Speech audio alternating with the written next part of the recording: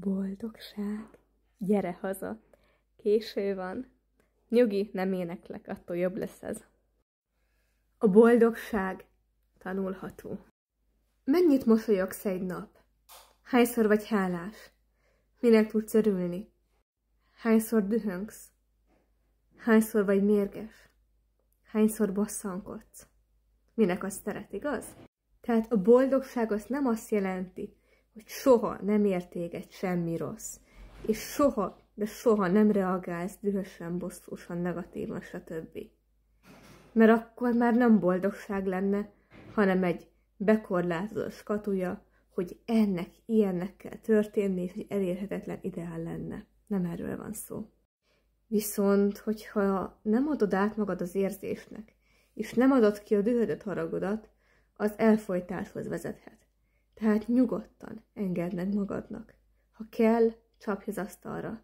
Egyetlen egy dologra ügyelj, hogy ebbe az állapotba ne maradj benne huzamosabb ideig. Oké, meg vagyunk, ezt érted. Viszont hogyan tanuld meg a boldogságot? Hiszen ez egy érzés, egy belőlünk fakadó érzés.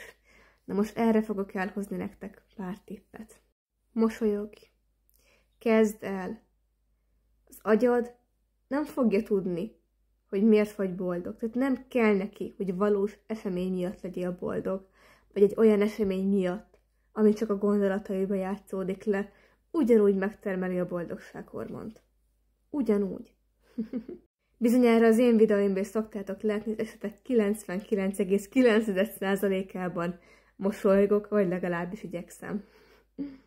Tehát ezzel becsaptad az agyadat, megtermelted azt a hormont, ami a boldogsághoz kell. És mosolyog minél többször. Ha kell, akkor kényszerítsd rá magad. Tehát ugye a legtöbb csecsemő is mosolyog, kacag a világra, nevet, jókedvű. Aztán elérkezik a gyerekkor, felnőttkor, stb. És elfelejt az ember mosolyogni. Tehát hány olyan ember van, aki tehát így megy az utcán, és mintha aznap lenne a temetése konkrétan. Tehát ez az első és legfontosabb, hogy mosolyogj. A második, adj hálát. Ha kell, minden nap. Lehet ez füzetbe, hogy leírod. Lehet ez akár gondolati szinten, vagy elmondod. Előbb-utóbb társulni fog hozzá az érzés. Nagyon fontos, hogy legyen kellő türelmed. Magadról van szó.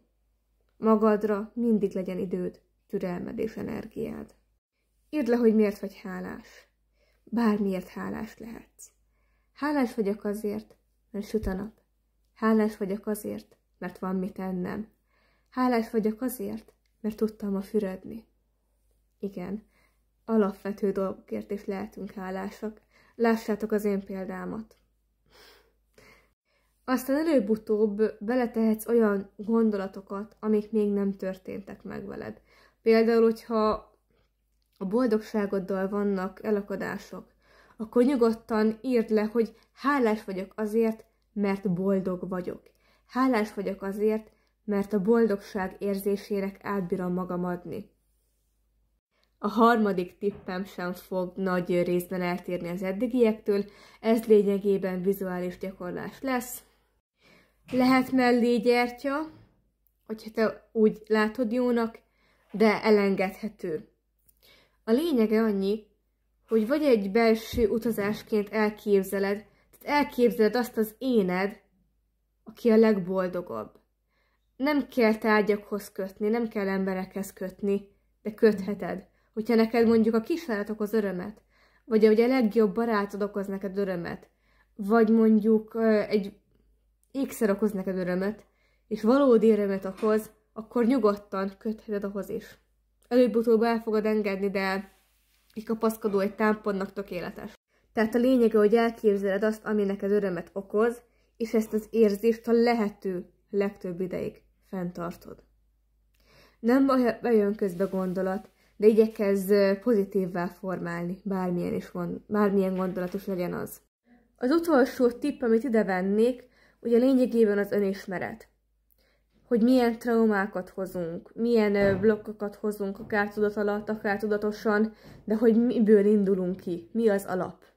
Tehát érdemes ugye minél több szempontból megközelíteni önmagad. Lehet olyan gyakorlástól is, hogy leírod, hogy mik történtek meg veled, mire emlékszel, mit tudtál megbocsájtani, mi az, amit nem. Egyébként az állapot is okozhat boldogtalanságot, hogyha valamit nem tudtunk megbocsájtani, vagy elengedni. És ez egy akkora nyomás, egy akkora negatív energiát generál, ami elfolytja a belső boldogság megélését.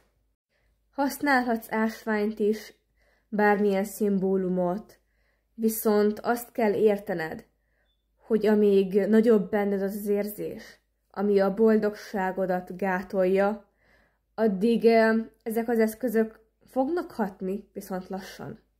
És általában az ember ilyenkor türelmetlen, mert várná már az áttörést, hogy úristen, legyek már végre boldog. Először is meg kell magadnak adni hozzá az időt, az utat, a folyamatot. Több mint valószínű, hogy lesz ennek második vagy többedik része is. Nyugodtan írd meg kommentbe a te nézőpontodat, vagy hogy neked mi hozta meg az áttörést. Áldást mindenkinek, sziasztok!